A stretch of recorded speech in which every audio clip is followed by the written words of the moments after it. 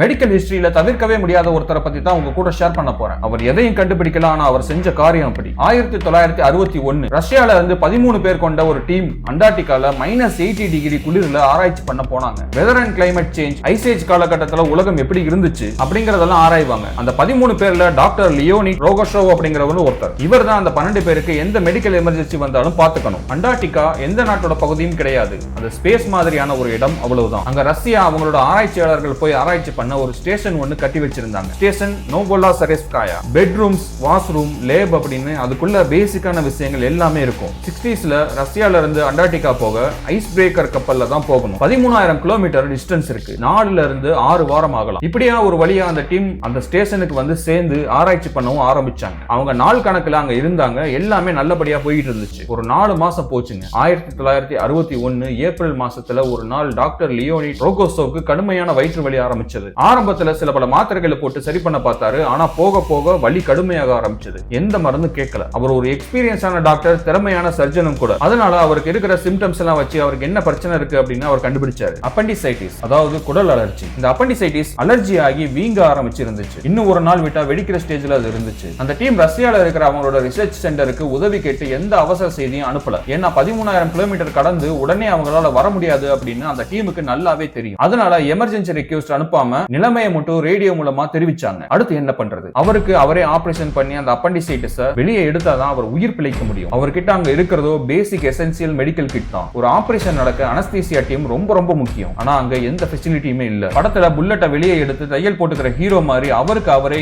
A to Z வரை பண்ணிக்கணும். இதுக்கு மேல யோசிக்கிறதுக்கு ஒண்ணும் இல்லன்னு கூட இருக்கிறவங்களை வச்சு ஆபரேஷன் பண்ணிக்க ஸ்டார்ட் பண்ணாரு. டாக்டர் பெட்ல படுத்து லோக்கல் அனஸ்தீசியா எடுத்துக்கிட்டாரு. ஒருத்தர் வசதியா மிரர் பிடிச்சுக்கிட்டாங்க. இன்னொருத்தர் டேபிள் லேம்ப பிடிச்சுக்கிட்டாரு. டாக்டர் ஆபரேஷன் கத்தியை எடுத்து ஒரு தடவைக்கு 2 தடவை யோசிச்சுக்கிட்டாரு. ஒரு தடவை கட் பண்ணிட்டா அதை சக்சஸ்ஃபுல்லா முடிச்சே ஆகணும். நடுவுல பின்வாங்க முடியாது. நடுவுல மயக்கம் கூட வரலாம். கத்திய வயிற்றை நோக்கி நகர்த்தினாரு. ஆபரேஷன் நடக்க ஆரம்பிச்சது. லோக்கல் அனஸ்தீசியா எடுத்தும் வலி இருந்துச்சு. பயங்கர ஸ்ட்ரெஸ்ஃபுல்லா இருந்துச்சு.